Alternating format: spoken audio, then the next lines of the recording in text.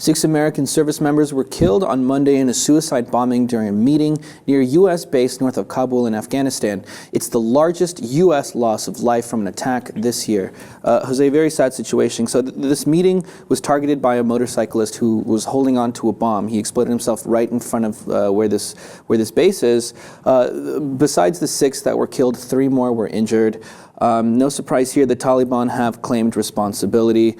Again, these kinds of attacks, really highlighting, the lack of stability in Afghanistan, really bringing up that question of, did we withdraw too soon?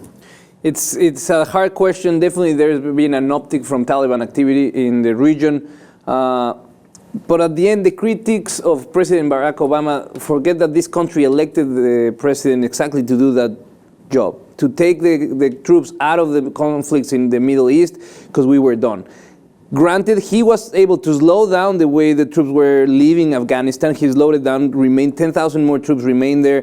But still, it is a long-term process, and we have to understand that. And I am of the opinion that we have to phase out military presence in these regions, although many people say, well, that's an investment. And I think that's part of the problem. The people in this country that are still convinced that going into these countries and change the regime is an investment for the future of the United States. Right. You have a lot of good points there. The security situation definitely, without a doubt, has deteriorated, especially in the second half of 2015. I mean, we see the Taliban gaining a lot more ground, especially in the Helmand region, a region that we've been talking about a lot the past few days, because the Taliban is moving in, regaining a lot of ground. The British have sent an additional few hundred troops to go in and aid and back up the Afghan forces that they are training. And it's not just the Taliban though. It's the Islamic State too, close to the region with Pakistan. We see there's claims out there now saying that there's over 3,000 fighters from IS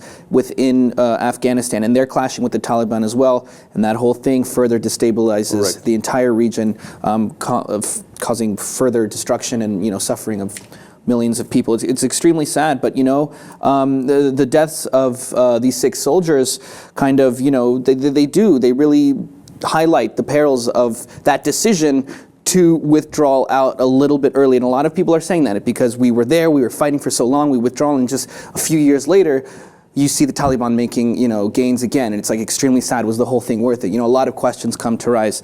A lot of Republicans here in the U.S. have lashed out against Obama's policy, saying that he should be doing more, not only in Afghanistan, but Iraq as well. Syria, saying he's too soft on the whole situation. But he has come out, and just not too long ago, he said this, and this really spoke to a very specific few who we'll get into in a second. Here's what Obama said in response to some of his Republican critics. He said, part of the reason is because every few months, I go to Walter Reed, and I see a 25-year-old kid who's paralyzed or has lost his limbs. And some of those are people I have ordered into battle. And so I can't afford to play some of the political games that others may. So he's saying he's not going to send more troops. He's not going to step up the military action just to look tough, just to politicize the whole situation, right? Like we see, for example, first person who comes to mind, someone on the campaign trail, Ted Cruz, who won't shut up about, Obama and how he's doing nothing and how he hates America and he's doing nothing to keep us safe.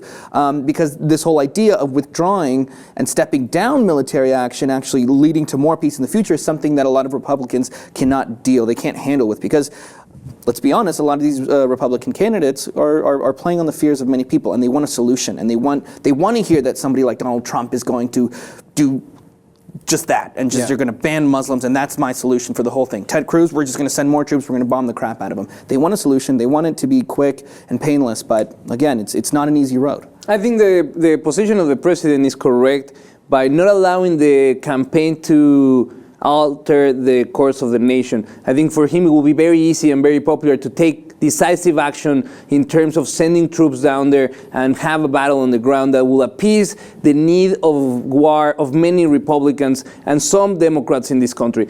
But for me, the important part is that the process of appeasement of the Middle East begins with the cease of the Western governments to try to change regimes. I think that's a very important concept. The more the Western countries try to go to these places to decide what is the best course of action, has this never-ending loop, because every time it's happening already in Syria. There's over 600 jihadists that are not affiliated with ISIS, that are ready for ISIS to be destroyed, to take that void that ISIS will leave behind, the same way that happened when ISIS took the void that Al-Qaeda left behind. So the process of a Western country going with military force, changing their regime, being in charge of the reconstruction, then it in itself has a lot of issues that we've covered, and there's a specific government body looking into the reconstruction and all the waste of money and all the waste of resources of that project. And yet there's people that say, let's do that again. Let's go in and change the rulers of these countries,